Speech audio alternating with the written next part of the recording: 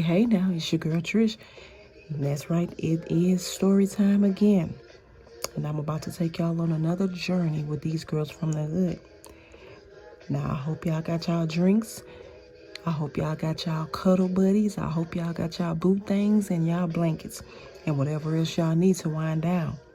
And y'all come on and go with me while I take y'all on another journey with these girls from the hood. Y'all come on. I awoke to a doctor shining a light in my eyes. So this is the end, huh? I never knew if this heaven place really existed. And if so, I never imagined there would be a place for me. Angela? Angela, I heard a male voice call out to me. God, is that you? Am I in heaven? I managed to say softly. Get the doctor. She's in room 5 now, he said to someone. Soon, I heard heels clicking toward Angela. My name is Dr. Seymour. You're not dead, honey. You have been in the hospital since Friday. I need you to nod your head slowly so I know you understand the words that I am speaking to you. I nodded my head as I struggled to focus my eyes. As things became clear, I was able to see. George was standing next to. I sat up slowly and looked around the room. I didn't see Joyce. Where's Joyce? I asked. No one responded. It was though I hadn't said anything at all, so I asked again. Where's Joyce, George? Answer me, I demanded. The room went silent, and with the exception of the male nurse quickly coming in to take my vitals, everyone sat motionless. Where is she? I yelled angrily. She's in the room across the hall, George finally replied. I want to see her, I said as I struggled to raise from the bed. Now, just a minute, Angela. Please, we need to talk, a familiar voice said. I looked up to see my therapist entering the room. I don't want to hear nothing you have to say. Joyce needs me right now. Where is Farah? What day is it? I asked. Again, the room was still and no one responded. I was beginning to get beyond irritated. Somebody answer me, I pleaded. Farah is at the house. David and his wife are there keeping her company. Today is Sunday, George explained. Give me a few moments, and then I will let you see Joyce, the therapist, Dr. Junter, bargained with me. Listen to her, George added. Angela, you have a severe anxiety disorder, the worst kind I've ever seen. Due to your condition, you have been in a coma state for several days. I wrote your prescription for a drug called Actavian. When these attacks happen in the future, you need to take the medication. When you are discharged, you will get a prescription for the medication. Also, I urge you to continue therapy sessions with me or another psychologist. The rape and the abuse from your mother have deeply affected your past and present. But please, don't let it affect your future. Are you done now? I asked while getting out of bed to enter into the hallway to find Joyce's room. George assisted me with putting on a robe. Joyce, I called out as I entered the hospital hallway. Follow me, George instructed. I walked closely behind George. The halls were quiet and there were only a few people around. I looked at the large rooms with glass sliding doors. All the patients seemed too near death and barely holding on to life. My stomach filled with butterflies as I began to wonder what kind of state Joyce was in. George stopped in front of a room with similar glass doors as all the other rooms were. We'd passed. The curtains was drawn so I couldn't see inside. This is Joyce's room, he pointed. I took a deep breath. You woke up, Joyce said in a whisper as I walked in. Her voice was weak as she looked as sick as the other people. She had a tube in her nose for oxygen and multiple IVs stuck in her arms.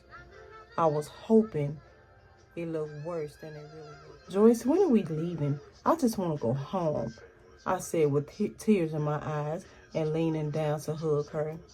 Baby, I'm going home, just not quite yet.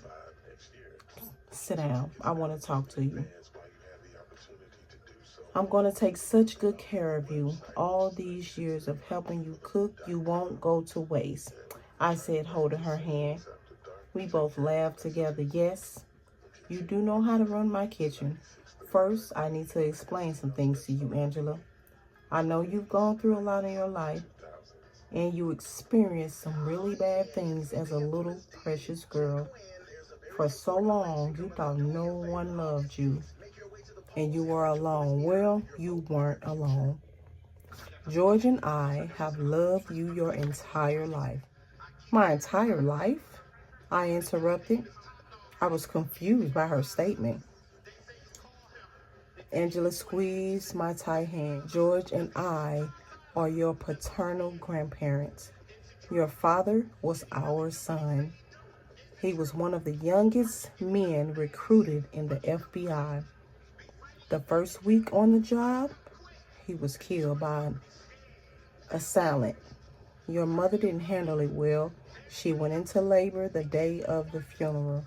She wasn't able to attend and blame you for not seeing your father. George III, one last time. Your mother ceased all contact with anyone.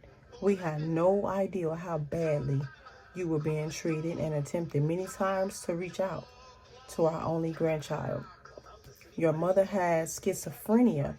Her drug use made matters worse, Joyce exclaimed. I sat in silence as I tried to absorb all the things I was hearing. Tears began to fill my eyes and my heart ached, literally. Here are some pictures of your father, George added, and handed me an envelope. I remained silent. I couldn't form any words. I didn't know what to say or how to feel. So this is the same man whose portrait hung in the living room for all those years? I managed to ask. George confirmed while nodding his head.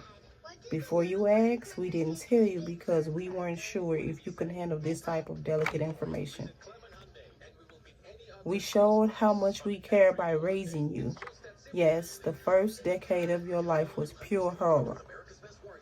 But the next one, I hope you feel we brought joy and enriched your life. Yes, you did. I finally managed to force out some words, then burst out into tears and began to cry uncontrollably. From the bottom of our hearts, we apologize for not telling you sooner, Joyce said. I love you, Joyce. As she squeezed my hand hard again. Tears were streaming down her face. The monitor that sat beside her began to beat fast and loud. Moments later, the nurses ran in. George pulled me aside, sat me in a nearby chair, grabbed my hand, and looked me directly. Your grandmother has a bad heart. We discovered this a few years ago. The accident has taken a toll on her body. She has been struggling since we got here, George explained. What are you saying? I asked, although I knew exactly what he meant. It's time, George said to the nurses who struggled to keep Joyce alive. He led me over to Joyce's bedside. Angela, it's time. I'm going home to heaven. I'm going to ask God if I can take over being your angel. A sudden feeling of peace came over me. It was as though I knew Joyce was leaving this earth. George and I both kissed and hugged her within seconds. She took her last breath and fell into she was waiting for you. She didn't want to be revived initially, but she asked that the nurses restitute her until she got to see you one last time. She didn't want to leave you without the chance to say goodbye, George said. Well, That's it, cousins. That is all of story time for tonight.